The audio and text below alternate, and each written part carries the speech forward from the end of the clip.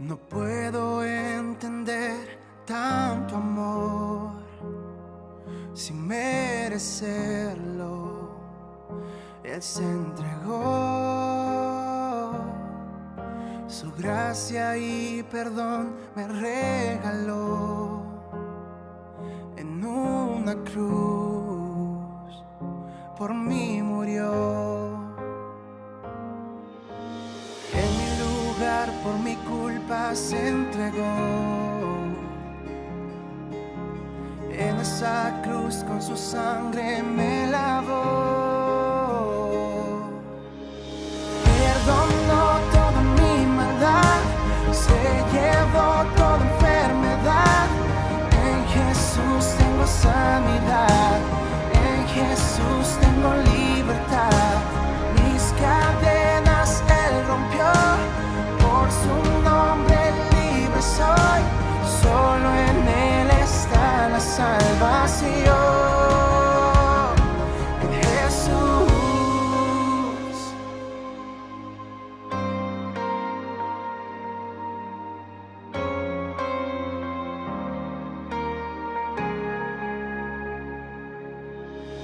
Quiero reflejar tu compasión, que el mundo sepa de tu amor. Quiero reflejar tu santidad, que todos vean a Cristo en mí. Por la mañana tu rostro buscaré, y para siempre mi Dios te alabaré. Perdonó toda mi maldad, se llevó toda enfermedad. En Jesús tengo sanidad, en Jesús tengo libertad. Mis cadenas Él rompió, por su nombre libre soy. Solo en Él está la salvación, en Jesús. Oh, en Jesús. Oh, en Jesús.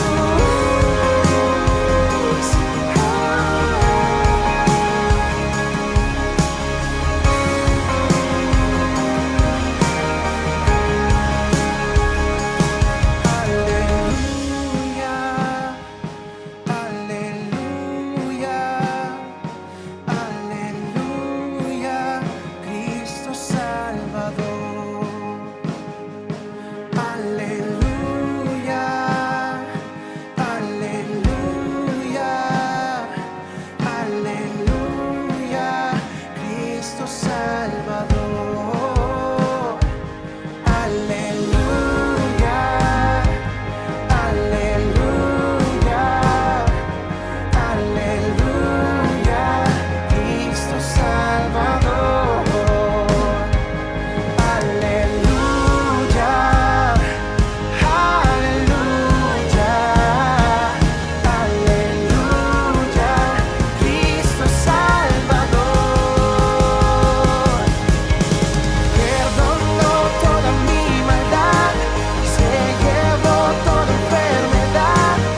En Jesús tengo sanidad, en Jesús tengo libertad. Mis cadenas Él rompió, por su nombre libre soy. Solo en Él está la salvación. Tú eres Señor, tú eres el Señor, Cristo Salvador. Aleluya, aleluya, Cristo Salvador. Aleluya, aleluya, aleluya, Cristo Salvador.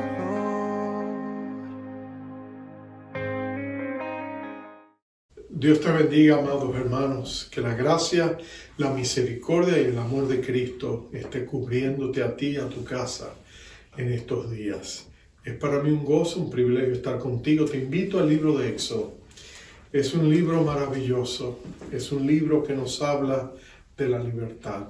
Y en estos días en que estamos viviendo, sentimos la opresión y la necesidad de que hablemos de la libertad. Pareciera que la Iglesia de Cristo en todas partes, después, a través y después de esta pandemia, está enfrentando grandes desafíos y está luchando porque su voz se continúe escuchando como iglesia, en medio de fuerzas que buscan acallarla. Sentimos la opresión, padres, en los sistemas escolares, con las nuevas enseñanzas que se están trayendo, las nuevas ideologías que están llegando y el afán de callar las voces de los padres. Lo sentimos en todos los niveles de nuestra sociedad, en los medios sociales y en los grandes compañías tecnológicas, y todo eso se siente. Es como una opresión que se cierne, pero es el mejor tiempo para estudiar y leer acerca del tema de la libertad, porque nuestro Dios es un Dios libertador. Vamos a leer los primeros versos del capítulo de Éxodo. Voy a leer los primeros 12 versos, pero vamos a referirnos más tarde a lo que sigue en el capítulo. Pero dice así la palabra de nuestro Dios. Estos son los nombres de los hijos de Israel que entraron en Egipto con Jacob. Cada uno entró con su familia: Rubén, Simeón, Leví y Judá; Isaacar, Zabulón, Benjamín; Dan, Neftalí, Gad y Aser. Todas las personas que le nacieron a Jacob fueron 70, y José estaba en Egipto. Y murió José y todos sus hermanos, y toda aquella generación. Y los hijos de Israel fructificaron y se multiplicaron y se fueron aumentados y fortalecidos en extremo, y se llenó de ellos la tierra. Entre tanto se levantó sobre Egipto un nuevo rey que no conocía a José, y dijo a su pueblo: he aquí, el pueblo de los hijos de Israel es mayor y más fuerte que nosotros. Ahora pues seamos sabios para con él, para que no se multiplique y acontezca que viniendo guerra él también se una a nuestros enemigos y pelee contra nosotros y se vaya de la tierra. Entonces pusieron sobre ellos comisarios de tributos que los molestasen con sus cargas, y edificaron para Faraón las ciudades de almacenaje, Pitón y Ramesés. Pero cuanto más los oprimían, tanto más se multiplicaban y crecían, de manera que los egipcios temían a los hijos de Israel. Vamos a orar. Padre, te damos gracias que en Jesucristo tú nos has hecho verdaderamente libres, oh Dios. Gracias que en Cristo hay paz y libertad. Gracias, Padre, que tú nos libraste de la opresión del mundo de las tinieblas. Nos transferiste al reino de tu admirable y libre luz. Gracias, Señor, que tú también nos hiciste libres de las mentiras de Satanás. Y, Señor, te damos gracias que la verdad del Evangelio de Jesucristo ha traído a nuestros corazones libertad. Te damos gracias que has roto nuestras cadenas. Y te pedimos ahora, oh Dios, que estamos viviendo en tiempos donde nuestra libertad cristiana está siendo sometida bajo prueba. Que tú nos ayudes no solamente a permanecer fieles a ti, sino también a contender en el Espíritu, en la oración y a favor de todo aquello que corresponde a la libre expresión que tú nos has dado. Te pedimos ahora que nos hables a través de tu Espíritu y tu palabra. Y gracias por el eco de tu libertad que vamos a escuchar en las páginas del Éxodo, en la vida de Moisés y del pueblo de Israel. Te lo pedimos todo en el nombre de Jesús. Amén. Amén, amén. Cuando yo me mudé a la ciudad de Nueva York en el 1984, uno de los sueños míos era ir y ver la Estatua de la Libertad, porque era uno de los grandes temas de la historia de esta ciudad. Además, el tema de la libertad está, por supuesto, impregnado en toda la historia de esa estatua. Finalmente, cuando nosotros llegamos en el 84, la estatua estaba bajo reconstrucción y no la pudimos ver. Pasarían quizás 2 años antes de que pudiéramos hacer el viaje hasta donde ella estaba y visitarla. Pero cuando tú llegas, tú la ves erguida en su color menta, con aquella antorcha elevada al cielo y la luz que irradia en las noches. Y por supuesto aquella gloriosa inscripción que tiene en los pies, donde aparece el famoso poema de la poetisa judía llamada Emma Lazar. Y quisiera leerte algunas de sus primeras líneas. Dice allí: dadme a vuestros rendidos, a vuestros desdichados, a vuestras hacinadas muchedumbres que anhelan respirar libertad. Enviadme a estos, los desamparados, los que por la tempestad son azotados. Yo alzo mi antorcha junto al puerto dorado. Y el poema va a continuar, es mucho más largo. Pero era el concepto de que venir a esta nación, en esa emblasonada expresión y en ese poema, estaba ese sentido anhelante de multitudes que venían del mundo entero, Estados Unidos, en búsqueda de libertad. La misma libertad que encontraron los peregrinos cuando llegaron y hicieron la primera oración en aquel día de acción de gracias. Ese deseo, ese anhelo que ellos tenían. Y Emma Lazar, siendo judía, conociendo la historia de su propio pueblo, el tema de la libertad resonaba en su corazón, porque para ella ser libre y ser judía habían llegado a ser no mutuamente excluyente, sino una unidad en el pensamiento gracias a los eventos del libro de Éxodo. El libro de Éxodo quiere decir salida. Y por supuesto habla de la salida del pueblo de Israel de Egipto hacia la libertad y la promesa de aquella tierra que Dios les había prometido. Es el sueño de todo aquel que migra en busca de mejores oportunidades y mejores sueños. Pero es más interesante porque el libro de Éxodo comienza donde el libro de los comienzos u orígenes, el libro de Génesis, termina. Termina con Jacob llevando a toda su familia a Egipto por mandato de Dios y encontrando cobertura y protección bajo el varón que Dios ha levantado en Egipto, a su hijo José como primer ministro, para que él proteja y guarde a su pueblo y cumpla la promesa que Dios le había hecho a Abraham, de que Israel estaría y moraría en Egipto por más de 400 años.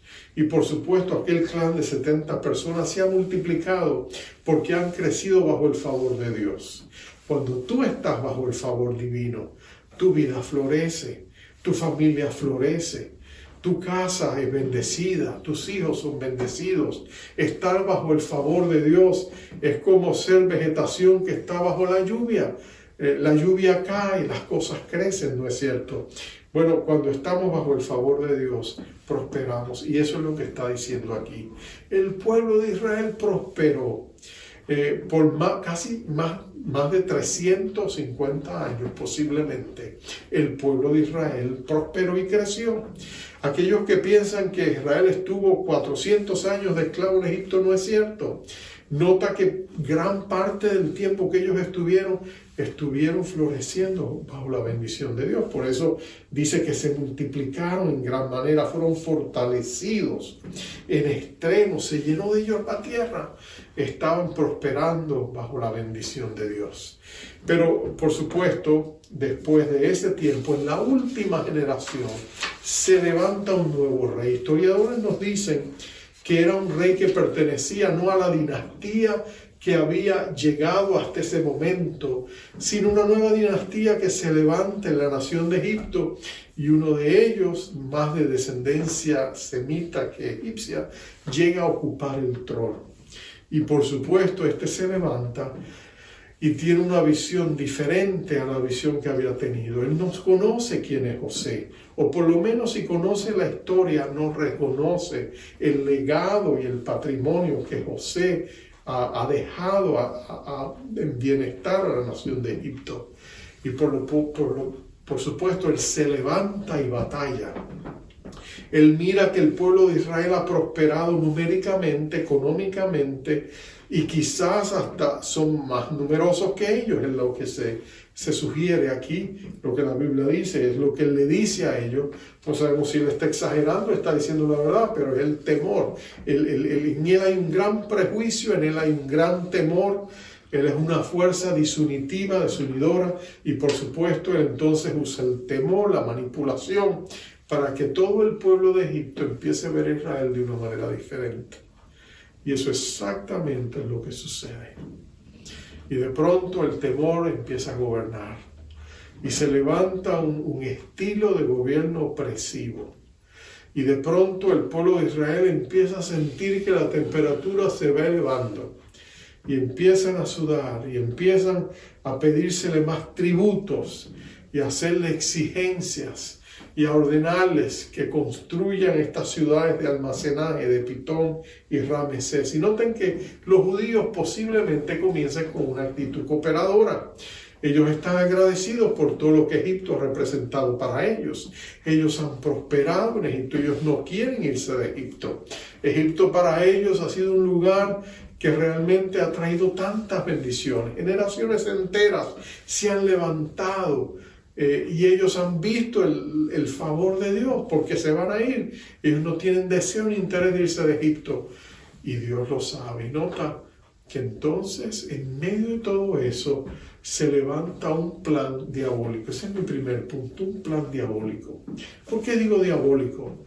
Porque mira, detrás de los bastidores, aparte de los eventos humanos, hay fuerzas espirituales que están moviéndose. Satanás sabe muy bien que se están cumpliendo los 400 años que Dios le había prometido a Abraham. Y era el tiempo para ellos hacer ese paso decisivo y irse de conquista a través del desierto a una tierra que Dios le ha prometido. Satanás sabe que las 7 naciones de aquellos imperios en los cuales él había traído su oscuridad y su maldad, todas esas naciones que se habían corrompido y no habían querido escuchar a los profetas que Dios les había enviado. Él sabe que aquel reino está a punto de desplomarse. Y él sabe que la nación de Israel está levantándose y va a ir para allá. Y él también sabe que cuando Israel tome posesión de la tierra prometida, Dios quiere a Israel allí como una lumbrera para el mundo entero, para que todo el mundo que estaba en oscuridad encontrara en Israel la luz del mundo. Entonces él sabe que sus planes están por ser atacados fuertemente. Así que él se mueve de manera resoluta, siempre esta semilla de discordia, crea las oportunidades y logra oprimir a la nación judía. Él logra que Israel caiga bajo el yugo opresor del faraón de Egipto. Ahora, el faraón de Egipto tenía sus temores. Sobre Egipto estaba en el norte la tierra de Gosén, donde estaban los judíos, pero más arriba estaban los temidos hititas, un imperio que se estaba levantando y que si venía contra Egipto, Egipto temía que los judíos hicieran algún negocio de paz, alguna negociación, algún pacto y se aliaran con ellos para luchar contra ellos. Entonces, algunos de esos temores estaban fundados en ciertas realidades latentes. Pero lo cierto es que Israel no estaba interesado en nada de eso. Israel estaba feliz en Egipto y estaba agradecido de ellos. Pero nota que de pronto ellos se dan cuenta de que al esclavizar a los judíos empiezan a recibir grandes dividendos. La infraestructura económica de Egipto de pronto aumenta. Empiezan a tener ciudades de almacenaje. Empiezan a tener grandes avances económicos y prosperidad. Entonces ellos se dan cuenta de que la explotación de esta nación les da beneficios. Y entonces ellos no temen en seguirlo haciendo. Pero notan el plan diabólico de Satanás. Ellos no están conformes con oprimir. Ellos progresan o se mueven más adelante a un control de la natalidad que buscaba la misma destrucción del pueblo judío. Acuérdate que Satanás siempre viene a matar, a robar y a destruir. Y él quería la destrucción del pueblo judío porque había una promesa desde Génesis 3:15 donde decía que aquel que vendría a pisotear la cabeza de la serpiente, que era Satanás, vendría a través de la mujer, de la descendencia de la mujer, de la semilla de la mujer. Y el pueblo de Israel jugaba un papel preponderante en traer esa semilla a la existencia, porque la línea vendría a través de la nación judía. Él lo sabe y por eso él lucha y trata de destruirla. Y se crean las circunstancias donde ahora la opresión es tan agravante porque ellos atacan a sus niños. Satanás siempre quiere atacar la niñez, siempre quiere atacar la juventud. Los peores demonios y los principados más horrendos que el diablo pueda tener en su reino, puedes tener la seguridad que están enfilados hacia los más vulnerables. Porque si él puede acabar con la niñez y la juventud, él acaba con el futuro de una nación o pueblo. Por eso fue que mandó a matar a todos los niños menores de 2 años allá en Belén, después del nacimiento del Mesías. Buscando destruir al Mesías, trató de destruirlos a todos. ¿Por qué tú crees que esta misma nación ha visto la muerte de más de 60 millones de niños abortados en el altar del egoísmo y de la conveniencia de millones de personas que lo han hecho? Ese ha sido uno de los grandes pecados de esta nación. Si tú crees que el pecado de la esclavitud fue serio, ese pecado fue terrible para esta nación. Gracias a Dios, eso se ha revocado, gracias a la Corte Suprema, pero déjame decirte, la huella queda. Pero el punto es este, él entonces comienza trabajando con los gremios de estas dos mujeres que se mencionan en el verso 15, Cifra y Fua. Son dos mujeres hebreas que son las parteras o están al frente de los gremios de partera de los egipcios que ayudan, las mujeres egipcias que ayudan son parteras, se dedican a ayudar a las judías en sus partos. Ahora, nota, por supuesto que ellas han hecho una labor excelente, porque mira lo que ha crecido esta gran nación. Ha crecido por medio de este nacimiento y estas mujeres sin duda fueron usadas por Dios para bendecir al pueblo de Israel. Entonces Él las convoca, las llama y les dice, mira, ¿sabes qué? Quiero que ahora, les va a decir en el verso 16, cuando asistáis a las hebreas, le demanda Faraón, en sus partos y veas el sexo, si es hijo matadlo y si es hija, entonces viva. Es infanticidio selectivo. Él quiere acabar con los varones porque él sabe que a través de los varones se levantará aquel que traerá libertad al pueblo de Israel. No es que no sean las mujeres o se esté tratando de menospreciar a las mujeres, pero las profecías eran claras de que el Mesías vendría y sería un varón.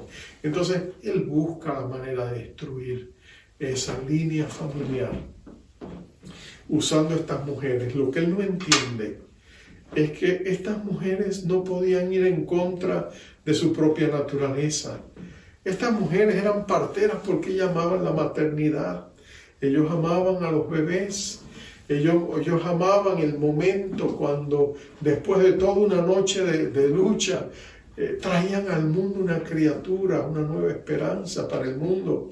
Eso era lo que ellas hacían. Ellas eran amigas que luchaban por la vida. Y pedirles que ahora se conviertan en aquellas que la extinguen era pedirles lo imposible. Pero hasta allá llega Faraón y cuando fracasa, porque estas mujeres no le obedecen, tú sabes lo que sucede. Él entonces va a ordenar que en el pueblo de Egipto, toda persona ayude y el pueblo entero tome a los varones nacidos y los lancen al río Nilo y los ahoguen. ¡Qué terrible! ¡Qué falta de conciencia! ¡Qué misericordia tenía este hombre! ¡Qué ambición por el poder! Pero si el plan era diabólico, tú tienes que recordar algo, y este es mi segundo punto. existía el eco de un pacto que Dios había hecho con su pueblo. Nuestro Dios es un Dios mantenedor y cumplidor de pactos. Y la esencia de un pacto son sus promesas. Y Dios había dado al pueblo de Israel grandes promesas, como Dios te ha dado a ti. Dios te ha dado grandes promesas en la Biblia, miles de promesas aquí, para que tú las clames, las reclames, se las pidas a Dios en oración. Y Dios le había dado al pueblo de Israel una gran promesa. Él le había dicho, después de estos 400 años yo vendré y los llevaré, los sacaré de Egipto y los llevaré al lugar que les he prometido, el lugar que les prometí a Abraham, a Isaac y a Jacob, el lugar donde ellos habitaron como forasteros, ahora será propiedad de ustedes. Y Dios se lo había prometido y Dios siempre se lo cumple. El salmista, el Salmo 146:5 dice, bienaventurado es aquel que tiene al Dios de Jacob como su ayudador, cuya esperanza está en el Señor su Dios. Mira lo que te está diciendo. Te está diciendo, mira, si tú tienes a Dios como tu ayudador, si tú estás bajo la cobertura de ese pacto que Dios ha hecho contigo, bienaventurado eres, dichoso eres, bendecido eres, favorecido eres, porque Dios cumplirá todas sus promesas. Y Dios estaba obrando. Lo que tú vas a ver en este precioso libro es que Dios, si el diablo obra tras bastidores, Dios también se mueve tras bastidores. Si tú piensas que cuando tú miras lo que ha pasado en esta pandemia, tú dices, yo veo las huellas digitales del diablo por todos lados, mira lo que está pasando, mira lo que se dice aquí, mira las leyes que se establecen, mira lo que pasa en las escuelas, mira ahora lo que no se puede hacer. Mira, cuando trató de decir algo, lo mandaron a callar o lo removieron de las páginas sociales. De una u otra razón, porque he escuchado de muchos pastores que han pasado por esta circunstancia y tienen que cuidarse de lo que dicen en las páginas sociales, porque si dicen algo que va en contra de la narrativa establecida, los remueven o los limitan. Entonces, como tú puedes darte cuenta, obviamente nosotros también estamos enfrentando situaciones como esta, pero nota, si nuestro Dios es el Dios de Jacob, estamos favorecidos, porque Dios también está obrando tras bastidores. Dios no desperdicia nada. Esta promesa que Dios ha dado a su pueblo va a redundar en su liberación. Porque mira cómo Dios usa lo que el enemigo ha querido para mal, Él lo usa para bien. Mira, el diablo ha querido oprimir al pueblo de Dios. Ha querido que el pueblo de Dios sencillamente sienta el peso de la opresión enemiga. Pero mira lo que él no contaba. Esa misma opresión es lo que va a encender en el corazón del pueblo de Israel el anhelo y el deseo de la libertad. Va a ser precisamente esa opresión lo que va a decir, va a hacer que el pueblo de Israel quiera salir de Egipto. Si el sol de la prosperidad hubiera brillado siempre sobre el pueblo de Israel, jamás hubieran salido de Egipto. Irnos de Egipto para irnos aquí a pelearnos allá por una tierra, no, hombre, no. Aquí nos va muy bien, tenemos rebaños, tenemos familia, tenemos casa, todo está muy bien. No hay que ir a ningún otro lado.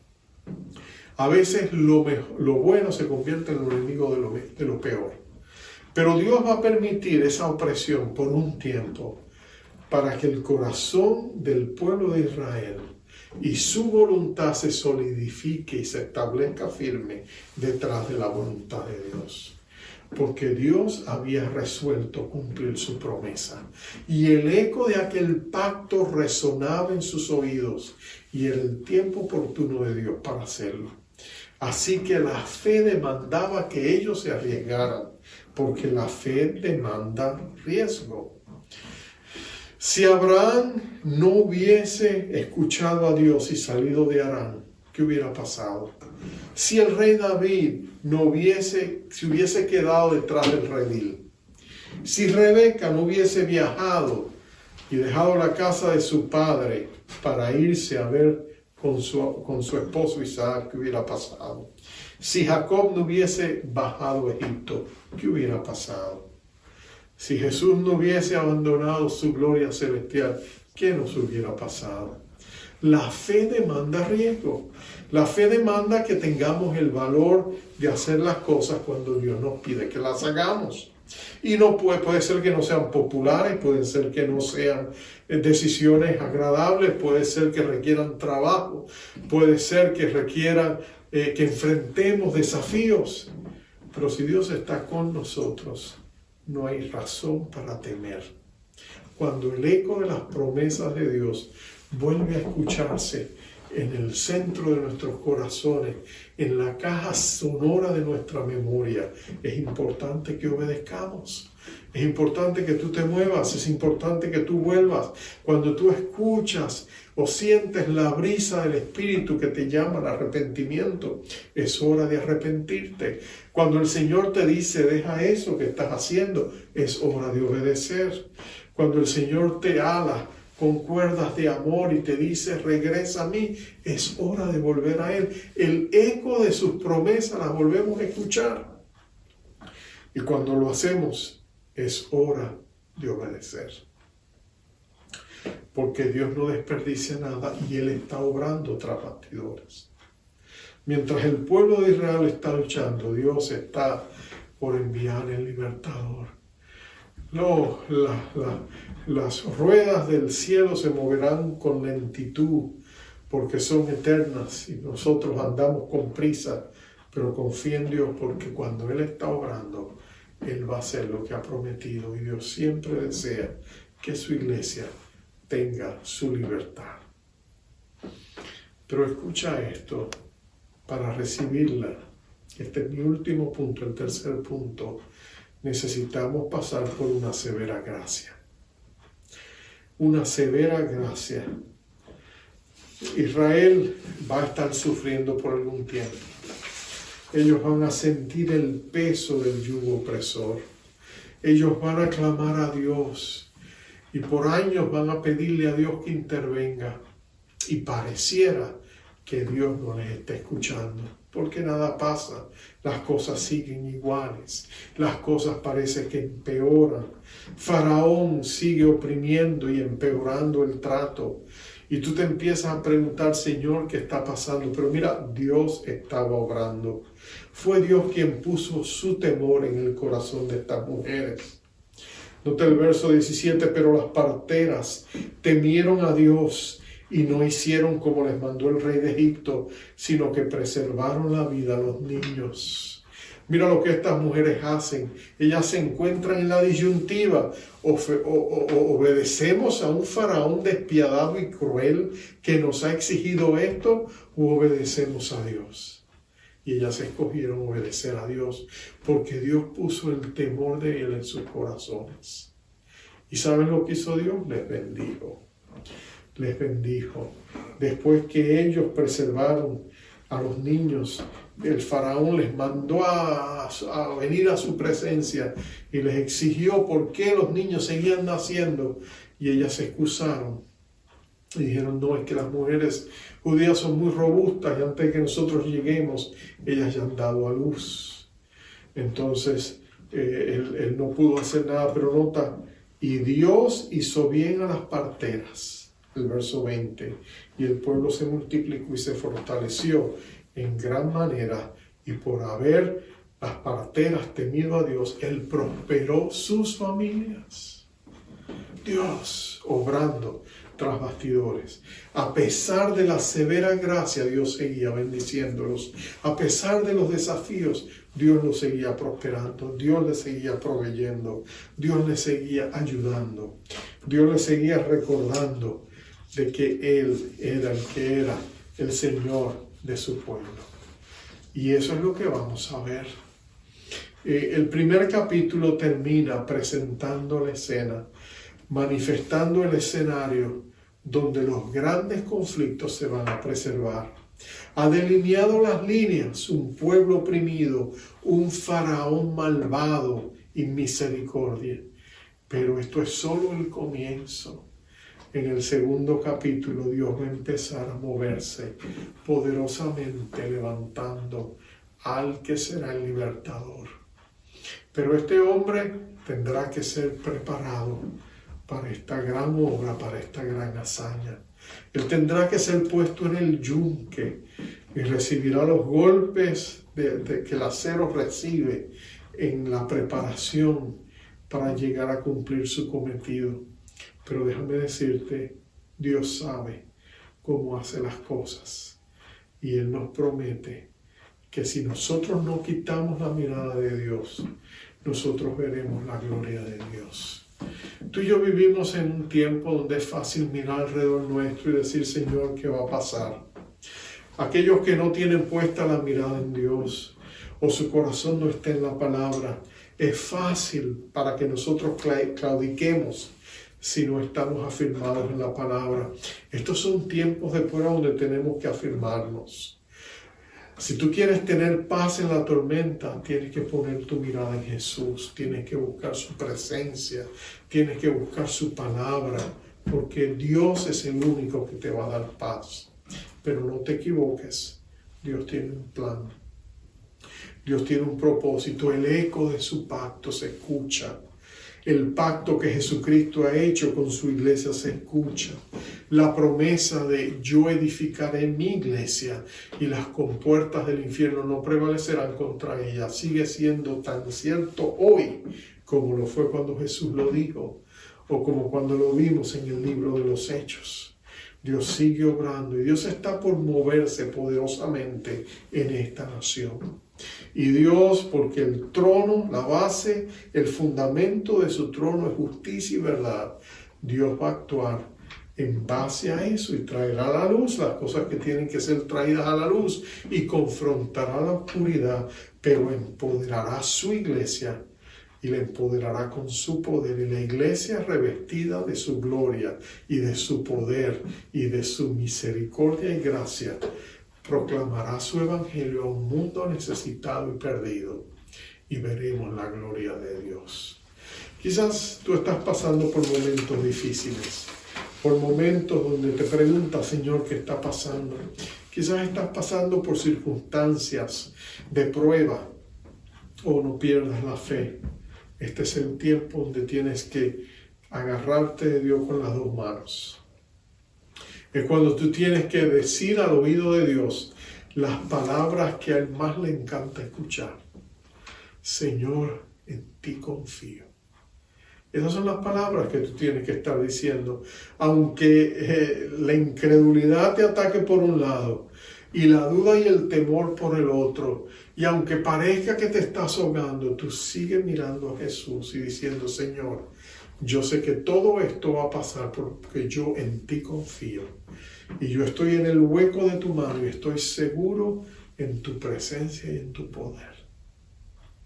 Y si tú hacemos eso, tú y yo veremos que Dios sigue siendo el mismo, el gran libertador de su amado pueblo. Vamos a orar. Oh Padre amado, qué bueno es escuchar las campanas que nos anuncian libertad. Señor, se escuchan a la distancia, pero vienen tiempos agradables para tu iglesia y para tu pueblo. Vienen tiempos de victoria, vienen tiempos de avivamiento, vienen tiempos de batalla, pero también de grandes triunfos. Nuestra mirada está puesta en ti. Queremos tener la fe que tenía Isaías, cuando él se daba cuenta de que y podía proclamar que tú ibas a ser su ayudador. En Isaías 50, verso 7, él podía decir estas palabras y nosotros queremos repetirlas. Cuando él decía, Isaías 50, verso 7, porque Jehová el Señor me ayudará, por tanto no me avergoncé, por eso puse mi rostro como un pedernal, duro como una piedra, y sé que no seré avergonzado. Cercano está de mí el que me salva. ¿Quién contenderá conmigo? Y eso es lo que nosotros queremos declarar, oh Dios. Que tú estás con nosotros, que tú estás por nosotros y que nosotros saldremos airosos, porque tú eres un Dios cumplidor de pactos y mantenedor de promesas. Gracias, Señor Jesucristo. porque todas las promesas del Padre son sí y amén en ti para nosotros.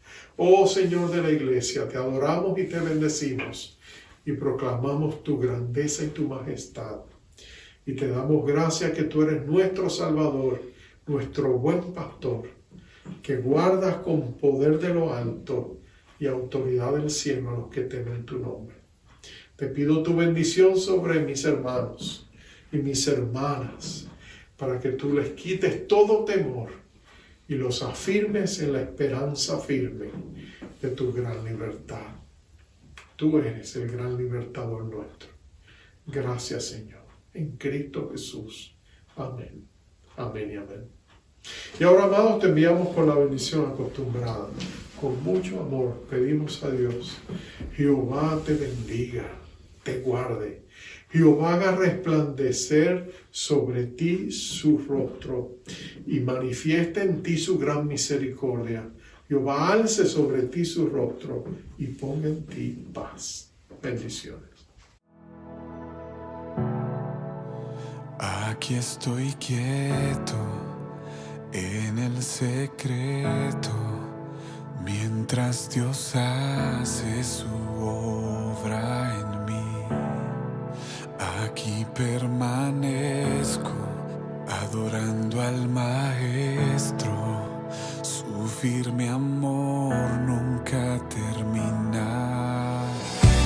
Aunque no pueda ver ni logre entender, su mano nunca me soltará. Mientras levanto esta canción, Dios obra a mi favor, su presencia se mueve aquí. Mi libertador, Dios mi protector.